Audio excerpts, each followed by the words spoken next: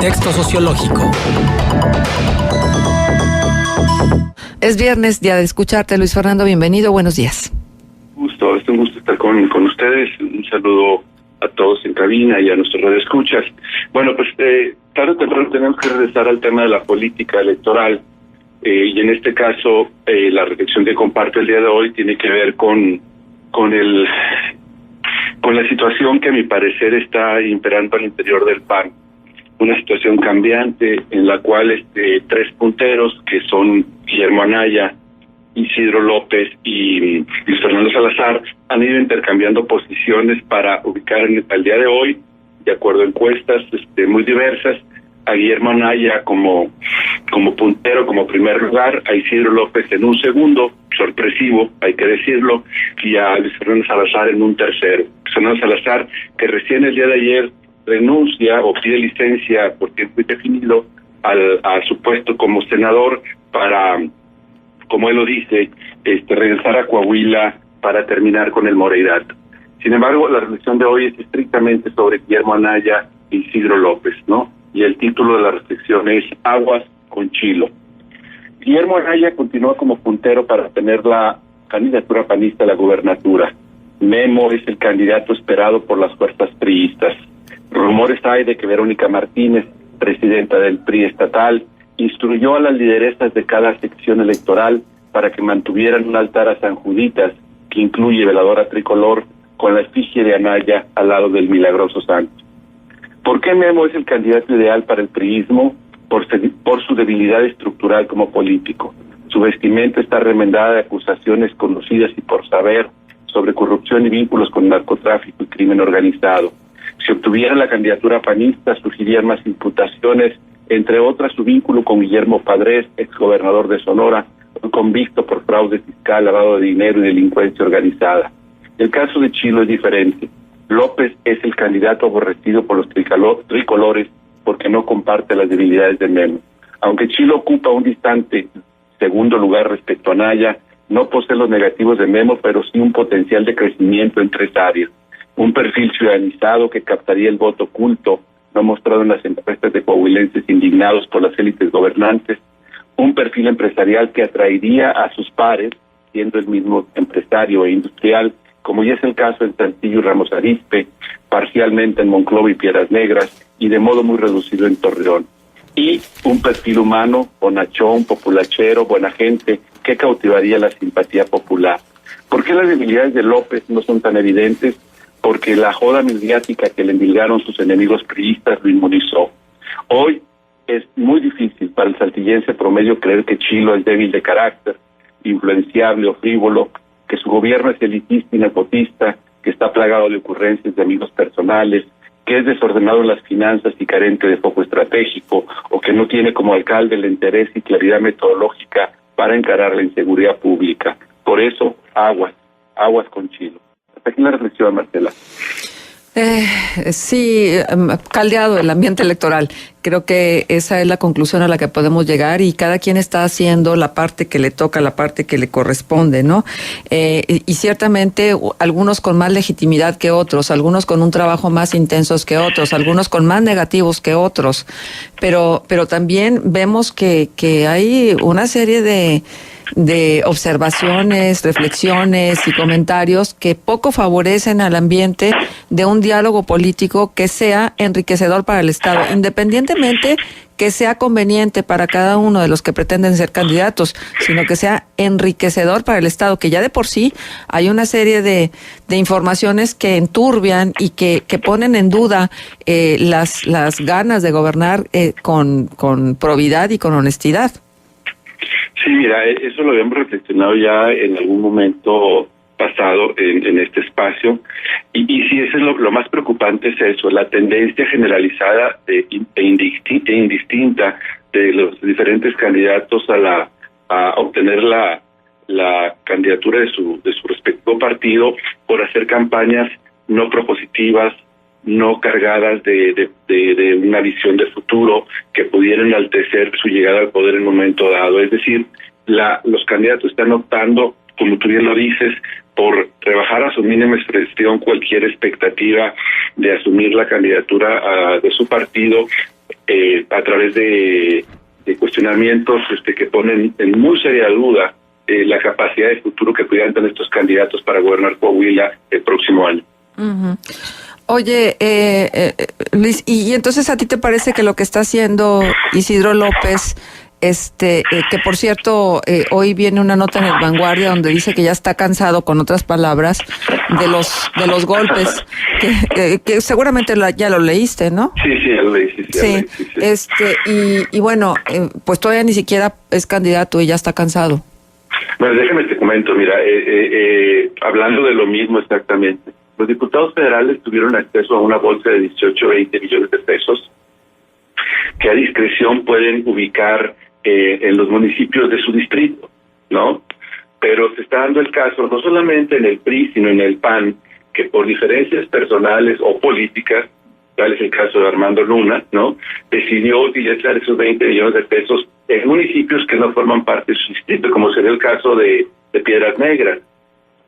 Está beneficiando con una cantidad importante al municipio de Piedras Negras para instalar o completar los trabajos relacionados con la aduana en aquel lugar, ¿no?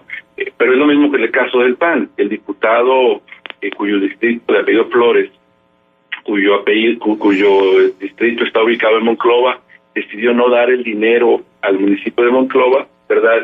Y darlo a otros municipios por diferencias que tiene con Gerardo García, el alcalde de esa ciudad, ¿no? Entonces digo, tan malas, ¿cómo se dice?, las pintas como las coloradas. Es decir, la situación electoral está tan tensa y polarizada, ¿no?, que se manifiesta con una virtudes tan pequeñas como esas, ¿no? Y sí, la preocupación de fondo es la misma, es decir, ¿dónde están las propuestas? ¿Dónde está la visión de futuro? ¿Dónde está la esperanza que queremos junto con ellos? ¿Por qué no, verdad? De una manera crítica y analítica construir para Coahuila y de manera puntual para Torreón, ¿no? Y la comarca lagunera de Coahuila. Tengo una pregunta que tiene que ver con tu columna, con la columna que publican el día de hoy en Milenio Diario Laguna, donde la titula Luis Fernando el audio. Y entonces haces pues la narración de un, supongo, hipotético audio, porque sí, es hipotético. Ahí yo debía haber precisado eso para evitar cualquier confusión, pero espero hacerlo el próximo lunes, ¿no? Sí, no, es una percepción personal, ¿no? Que como observador de la política asumí, pero sí creo yo que debía haber precisado ese detalle. El audio no existe, es una conversación, digamos, figurada en función a los varios audios que he escuchado del mismo Luis Fernando, ¿no?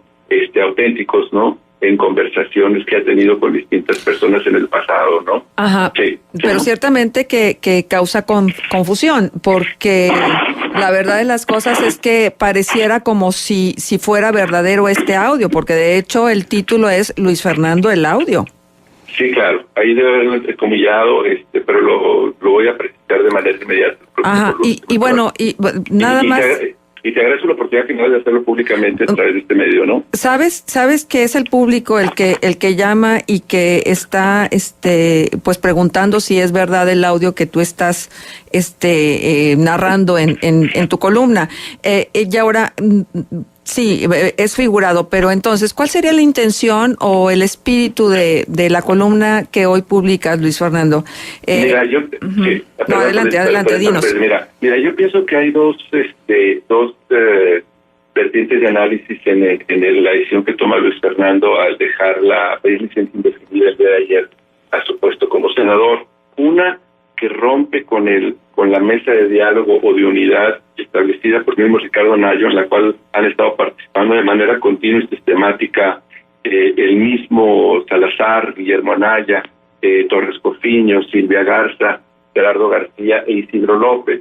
Es decir, en principio era un ejemplo que comparativamente con lo que sucede al interior del PRI, donde hay un poco una cena de negros, ¿no? Estaban dando una muestra de ejemplaridad política. Es decir, lo estamos sentando y para dialogar, y de aquí va a salir de manera unificada un candidato que habría de contender por la candidatura panista. Bueno, eso está en duda ahora, ¿no? Porque él se adelanta un poco a los tiempos antes de que esa decisión pudiera surgir de esa mesa de diálogo de la cual habría de salir esa candidatura unificada. La otra vertiente de análisis es que es una decisión calculada. Al ir él en un tercer lugar, Luis Fernando Salazar en este caso, ¿no? Lo están un poco, digamos, sacrificando, cosa que teoría dudosa, ¿no? Para que absorbiera los golpes o los cuestionamientos que en un primer momento pudieran ir dirigidos tanto a Isidro como a Memo Anaya, ¿no? Entonces, esa sería otra vertiente de análisis y la dejo clara en el audio, que repito y agradezco, ¿verdad? Es figurado, la oportunidad de poderlo establecer, es figurado, pero la intención era registrar estas dos vertientes de análisis que desde el punto de vista aparecen a partir de la licencia que por tiempo indistinto toma Luis Fernando Salazar el día de ayer. Déjame preguntarte algo que tiene que ver más con el ejercicio de el escribir, con el ejercicio de articular, de editorializar. ¿Se vale novelar, Luis Fernando?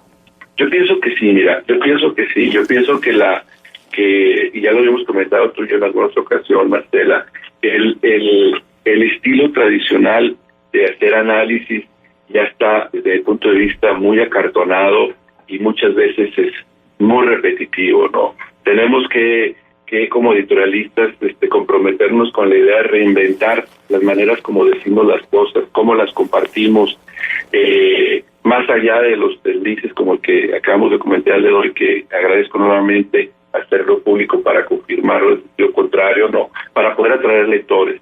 Cada vez menos se leen los periódicos, cada vez menos se leen los editoriales de los periódicos impresos, ¿no? Y es necesario, en ese sentido, comprometidos con el lector, reinventar nuestras formas de decir las cosas para poder llegar a ellos. Ajá. En una época de tantas demandas de difamación y porque estamos en una época donde la verdad es que hay que cuidarse mucho de qué se dice y cómo se dice. Ahí están las demandas contra Sergio Aguayo, contra Carmen Aristegui, etcétera. Claro. ¿No hay ciertos riesgos en función de esto, Luis Fernando? Mira, definitivo. Los riesgos están ahí y más ahorita que hay como tú bien sabes, un debate en la Suprema Corte, ¿no? Por lo referente al derecho a réplica, ¿no? Uh-huh. Sí, bueno. Sí. En el cual están buscando acotar la libertad de expresión y de creación en el sentido de analizar los sucesos de la realidad nacional para ¿cómo se llama? Para acotar la capacidad de los analistas o editorialistas para expresar lo que está sucediendo en el país, ¿no? Y sí, tienes razón, ese es un límite o una situación que hay que tomar mucho en cuenta, ¿no? Bien, Luis Fernando, pues muchísimas gracias por estar con nosotros en Contextos. Al contrario, muchísimas gracias. Hasta luego. Esté muy bien. Adiós. Gracias.